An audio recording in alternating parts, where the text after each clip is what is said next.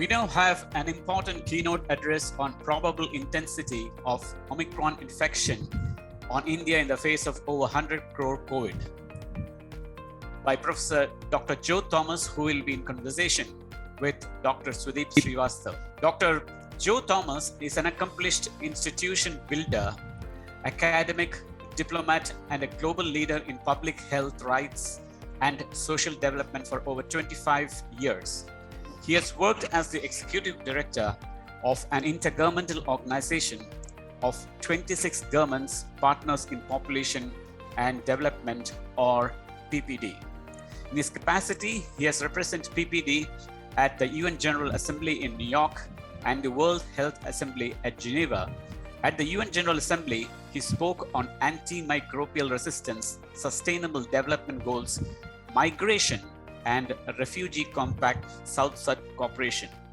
He was Pro-Vice Chancellor, the founding director, and professor of social determinants of health and social policy at the Jodhpur National University. He's also a visiting faculty of the School of Health Sciences and Social Work, Portsmouth, Bajwaya Center for Global Health, Population and Policy, University of Portsmouth, United Kingdom. Currently, Dr. Thomas is working as the Professor of Public Health and the National Course Convener at the Institute of Health and Management in Rosanna, Victoria, Australia. And we have with him, who will be asking Dr. Joe, is Dr. Sudeep Srivastava, the founder of HEAL Foundation and HEAL Health, which is at the forefront of healthcare awareness through healthcare communication. He has been instrumental in creating campaigns and platforms for healthcare improvements in India for the last 2 decades. You have a deeper understanding of social developments and the global dimension. You also say that the pandemic has exposed and exacerbated health inequalities. There are substantial differences in health across the country, which the pandemic has exacerbated. Professor Joe, can you also elaborate on this? So this health inequity plays on national level and global level. The best example is access to vaccine, the COVID vaccine. In some countries, they have, for example, Australia, about 90% of the people got access to vaccine, whereas in some countries, 4%, 5%. But the COVID pandemic, in one case anywhere is a COVID case everywhere. So this is one of the manifestation of health inequity. So COVID pandemic that amplified that health inequity, particularly in the area of accessing vaccine. But in Indian context, it's a magnificent achievement that India reached about almost 116 crore vaccination, and within 60%, the span 60%, yeah, 60%. Yeah, but that is within the span of less than 1 year. So that's from a public health point of view, that's a significant achievement. But from the COVID pandemic, that alone will help us, that we have to look at carefully. So I'll get into some of the analysis of that. We have a significant achievement when we look from a 2020 March to 2021, end of 21. So today we are much more prepared than 2020 March when the lockdown was declared. And we have a significant understanding about how the COVID pandemic works.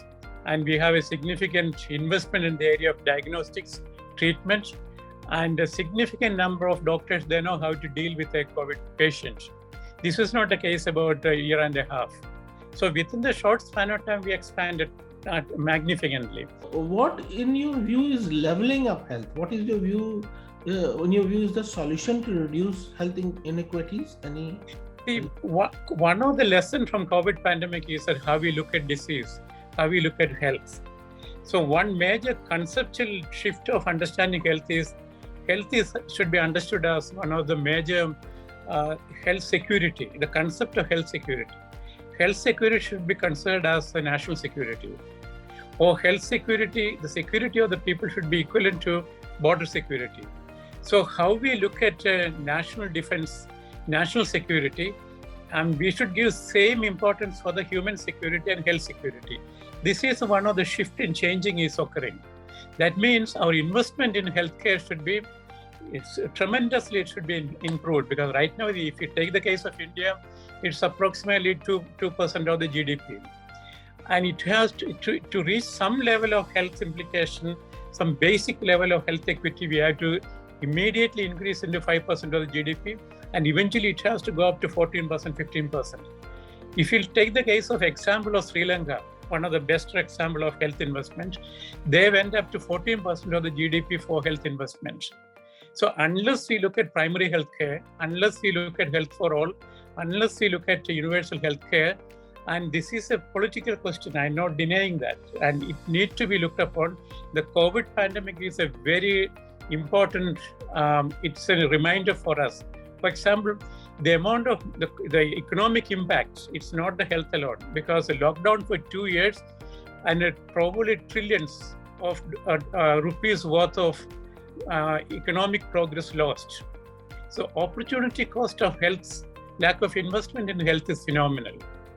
So the lesson to be learned is that we have to boost our investment in diagnostic, basic care, and also access to healthcare, strengthening our primary healthcare centers, and also investing in looking at the labs which will follow, which will carefully monitor the infection, which way it is going up, and also looking at the genetic mutation of the virus itself.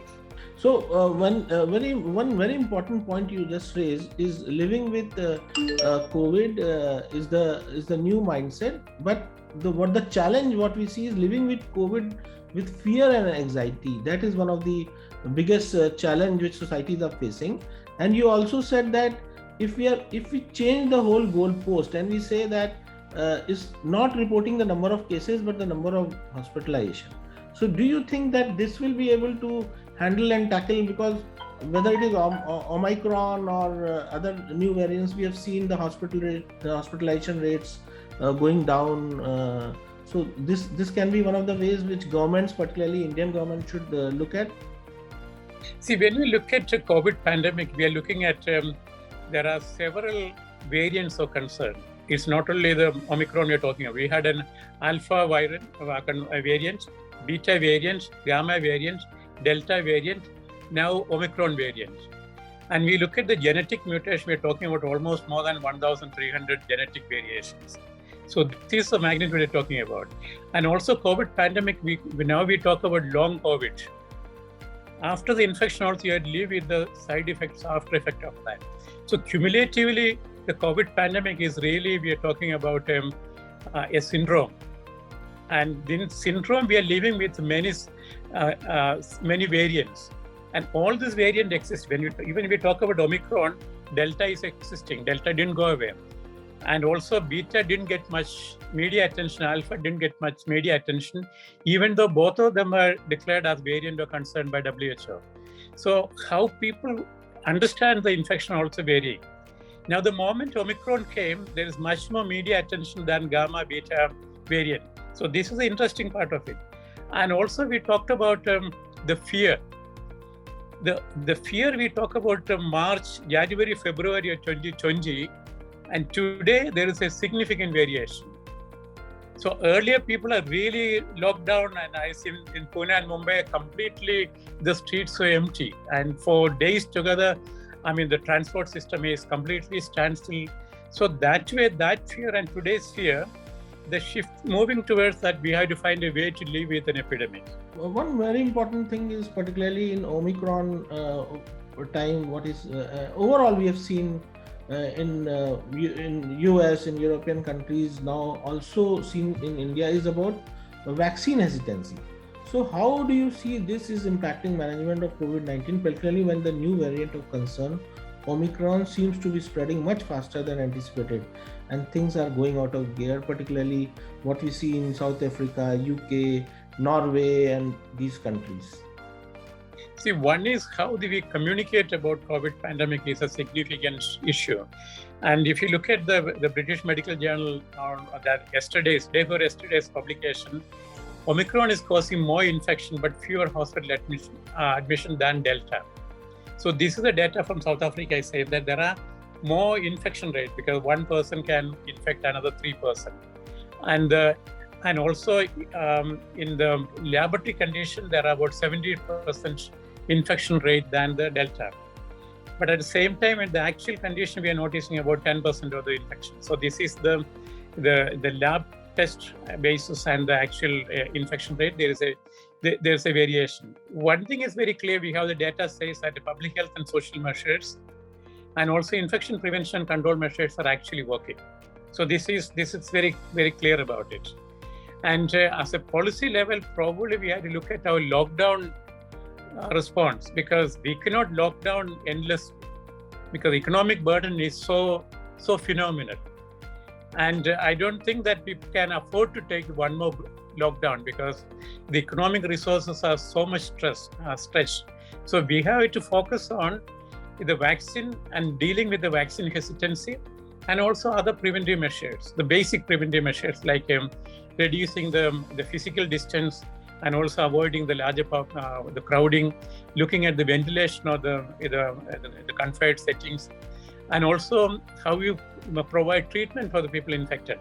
And when you talk about vaccine hesitancy, the vaccine hesitancy is not only for the COVID pandemic. We have many other vaccines. We know that about 25 vaccines we are using. But the vaccine hesitancy comes on various forms, various reasons behind it. Dealing with the vaccine hesitancy should be as part of our prevention effort and also health communication.